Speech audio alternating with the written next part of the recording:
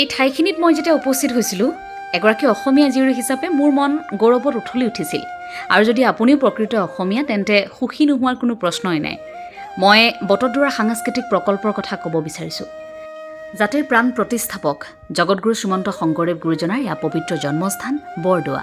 বৰদোৱাৰ আকাশী গংগাৰ তীৰতে 160 বিঘা ভূমিত নিৰ্মাণ কৰা হৈছে এই বটদ্ৰৱাৰ সাংস্কৃতিক প্ৰকল্প। বটদ্ৰৱাৰ সাংস্কৃতিক প্ৰকল্পত কি কি আছে আজি আপোনালোকক অকণমান খুব কম সময়ৰ ভিতৰত দেখুৱাব বিচাৰিম। এয়া আপোনালোকে দেখিবলৈ পাইছে এখন সৰ্ববৃহৎ সৰ্বোচ্চ গুৰু আসন, সপ্ত বৈকুণ্ঠৰে গুৰু আসন ভাগি সাজু কৰা হৈছে। প্ৰতীকী অৰ্থত এয়া উপস্থাপন।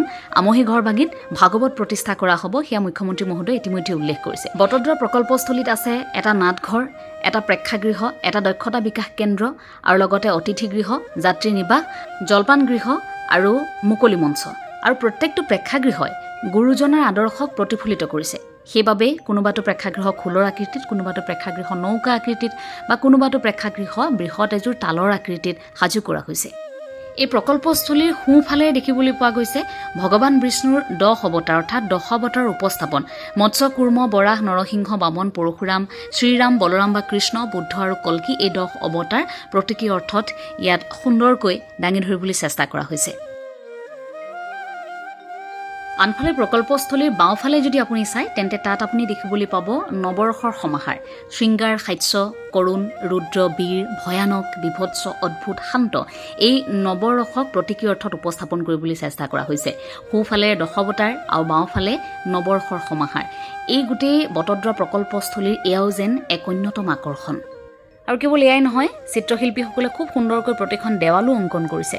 সমান্তৰালকৈ অত্যাধুনিক প্ৰযুক্তিৰ চমক এই বটদ্ৰৱা প্ৰকল্পস্থলীত আপুনি দেখিবলৈ পাব।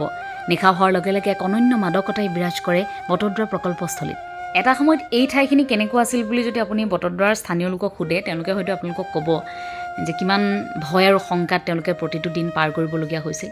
শুনিয়ে খুব ভয় লগা আৰু খুব আচৰিত হৈছিলোঁ যে এই ঠাইখিনিও এদিন সন্দেহযুক্ত নাগৰিকৰ কবলত আছিল। অৱশেষত 160 বিঘা ভূমি বেদখলমুক্ত কৰিলে তদানীন্তন মুখ্যমন্ত্ৰী তথা বৰ্তমানৰ কেন্দ্ৰীয় মন্ত্ৰী সৰ্বানন্দ সোণোৱালে, আৰু তাৰ পাছতে এই প্ৰকল্পৰ কাম আৰম্ভ হ'ল। ভূমি পূজন হৈছিল 2021 বৰ্ষৰ 25 ফেব্ৰুৱাৰীত, আৰু সেইদিনাও কেন্দ্ৰীয় গৃহমন্ত্ৰী অমিত শ্বাহ ডাঙৰীয়া তাত উপস্থিত আছিল। এই প্ৰকল্পটো সম্পূৰ্ণ হৈ উঠাত বৰ্তমানৰ মুখ্যমন্ত্ৰী ডক্টৰ হিমন্ত বিশ্ব শৰ্মাই যথেষ্ট তৎপৰতা দেখুৱালে, গতিকে তেখেতক আমি ধন্যবাদ জনাবই লাগিব। আমি ধন্যবাদ জনাইছোঁ। আৰু এই গোটেই প্ৰকল্পটো আচলতে মই ভাবোঁ যে 2025 বৰ্ষত অসমবাসীৰ বাবে এটা শ্ৰেষ্ঠ উপহাৰ। আমি বহু হেৰুৱালোঁ, আমাৰ বাবে গোটেই বছৰটোৱে খুব বেয়া আছিল, কিন্তু অৱশেষত আমি যেন অকণমান হ'লেও কিবা এটা ভাল খবৰ আমি বছৰটোৰ শেষত লাভ কৰিছোঁ। গুৰুজনাৰ আদৰ্শ আৰু গুৰুজনাৰ সৃষ্টিৰাজিক জীয়াই ৰখাৰ উপৰিও এই বটদ্ৰৱা সাংস্কৃতিক প্ৰকল্পটোৱে অসমৰ পৰ্যটন ক্ষেত্ৰত গ্ৰাম্য অৰ্থনীতিটো যথেষ্ট প্ৰভাৱ পেলাব।